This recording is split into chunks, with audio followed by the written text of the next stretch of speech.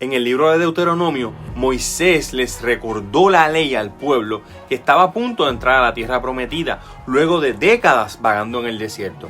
Sin embargo, los que estaban a punto de entrar a la tierra no fueron los mismos que habían salido de Egipto, sino que eran sus hijos, pues sus padres habían muerto en el desierto por causa de su incredulidad.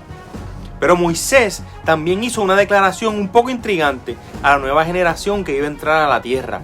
Él tampoco entraría en esa nueva tierra. Pero la descalificación de Moisés no estaba directamente relacionada con la incredulidad del pueblo, sino con su propio carácter. Por eso hoy en Teologizando descubriremos cuál fue el pecado que le costó a Moisés el no poder entrar en la tierra prometida.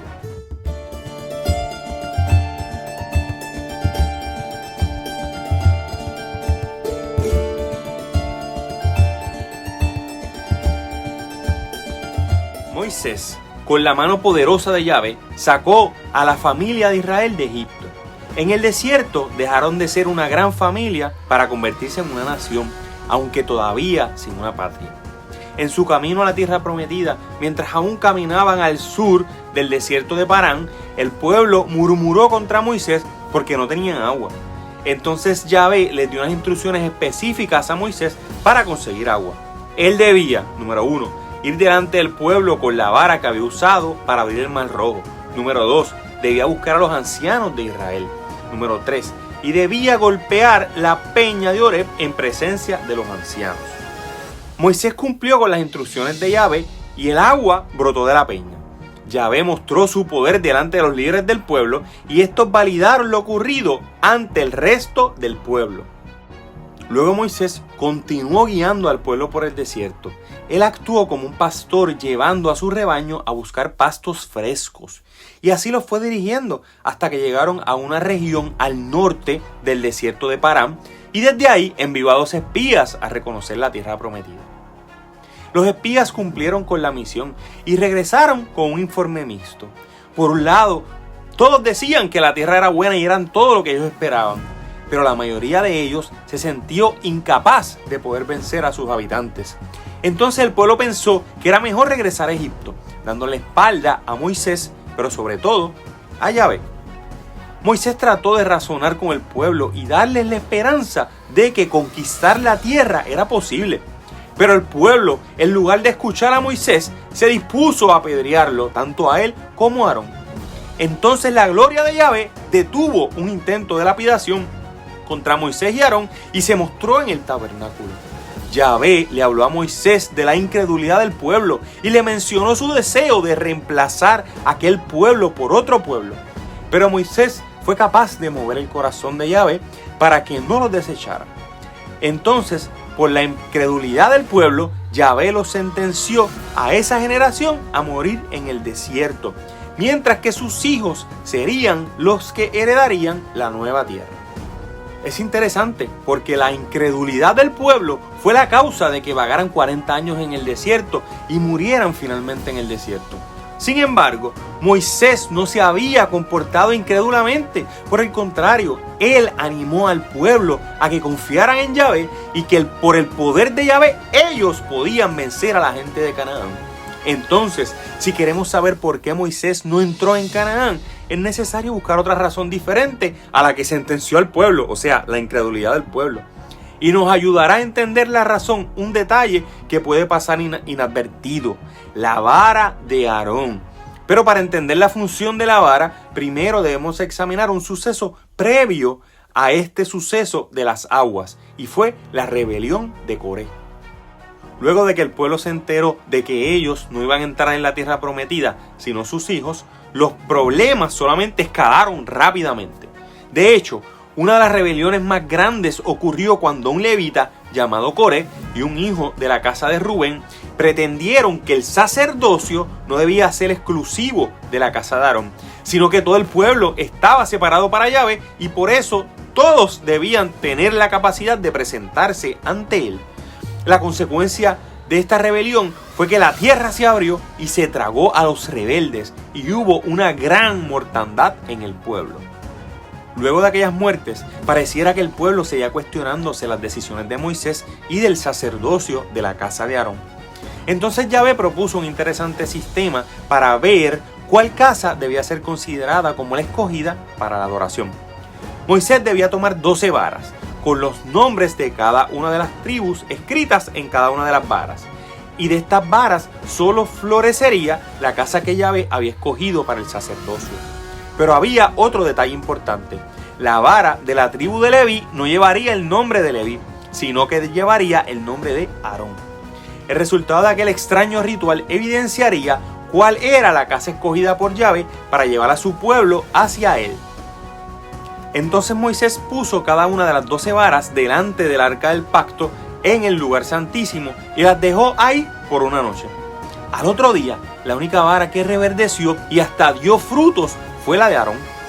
Dios entonces le ordenó a Moisés a guardar la vara dentro del arca del pacto, de modo que la designación de la casa de Aarón para el sacerdocio formaba parte del pacto de Yahvé con su pueblo. La vara era una señal contra las rebeldías de las otras tribus y demostraba que la casa de Aarón era la casa elegida. De esta forma quedó aclarado qué casa debía ser la que llevara a su pueblo a la adoración, o sea, la que los pastorearía. Pero esto no terminó con las constantes quejas del pueblo. Poco después, el pueblo se encontraba sediento en Cades y nuevamente murmuraban en contra de Yahvé. Entonces Moisés y Aarón hicieron lo que debían hacer. Entraron al tabernáculo y le suplicaron la ayuda a Yahvé. Él los escuchó y les dio instrucciones específicas. Debían sacar la vara de Aarón del arca del pacto. Luego debían reunir a toda la congregación. Posteriormente ambos debían hablarle a la piedra y ordenarle que diera agua. Y esto provocaría que el agua brotara de la piedra. Lamentablemente, Moisés no cumplió con todo lo ordenado. Primero, en lugar de hablarle a la piedra, le habló al pueblo, que parece algo sencillo, pero no fue lo que Yahvé le ordenó. Segundo, en lugar de solo hablar, golpeó la piedra y para colmo, 2 veces.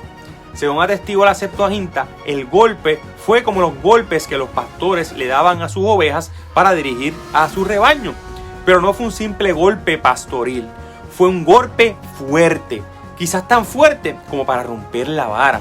Y aunque de la piedra salió agua, la vara que formaba parte del pacto ahora quizás había quedado rota. De modo que hay que visualizar el pasaje desde una perspectiva pastoril, porque a diferencia del suceso en Refidim, al sur del desierto de Parán, Yahvé le dijo a Moisés que buscara la vara porque aquella vara representaba la autoridad que Yahvé había depositado en Aarón frente a todo el pueblo. Y el pueblo recordaría eso cada vez que Moisés usara la vara. Entonces, por la autoridad que representaba la vara, el pueblo siguió a Moisés como un rebaño que reconoce a su pastor por la autoridad que representa su vara. Pero Moisés mostró una conducta preocupante. Igual que había levantado su mano contra un egipcio, ahora levantaba la mano utilizando un objeto que Yahvé había puesto en sus manos como señal de autoridad. Y en lugar de cumplir con la orden de solo hablarle a la piedra, estaba forzando a Yahvé a actuar para sus intereses. Como si al golpear la piedra con la vara podía también obligar a Yahvé a actuar de determinada forma. Como si esa señal de autoridad también representaba que él tenía autoridad sobre Yahvé, ignorando el significado de aquella vara que ahora probablemente había quedado quebrada. Moisés había demostrado que estaba descalificado para llevar al pueblo hasta la tierra prometida, no solo porque difícilmente el pueblo lo seguiría incondicionalmente por quizás haber roto la señal del pacto, sino que porque una vez en la tierra era necesario que el pueblo confiara y obedeciera en la autoridad del caudillo. Pero nuevamente, aparentemente Moisés había roto la señal de autoridad y en cierto sentido había actuado como si él también tuviera autoridad sobre Yahvé. Moisés había actuado en contra de la santidad de Yahvé. Entonces Moisés recibió su sentencia. Al igual que el pueblo que había salido de Egipto no entraría en la tierra, él tampoco lo haría. Es interesante porque Moisés acusó al pueblo de que por causa de ellos Yahvé se había enojado con él, pero no fue así. Yahvé lo descalificó por sus propias acciones. Sin embargo, Moisés seguía siendo de gran estima para Yahvé. Por eso lo llevó hasta la cumbre del monte Nebo y desde ahí pudo ver toda la tierra prometida. Una mirada tan espectacular que pudo ver tan lejos hasta el mar Mediterráneo y tan al norte hasta la tierra que luego sería la de Neftali. De modo que aunque él solamente pudo mirar la tierra prometida, en el momento de su muerte tuvo un trato muy especial por parte de Yahvé. En futuros videos hablaremos de los posibles finales de Moisés luego de su muerte.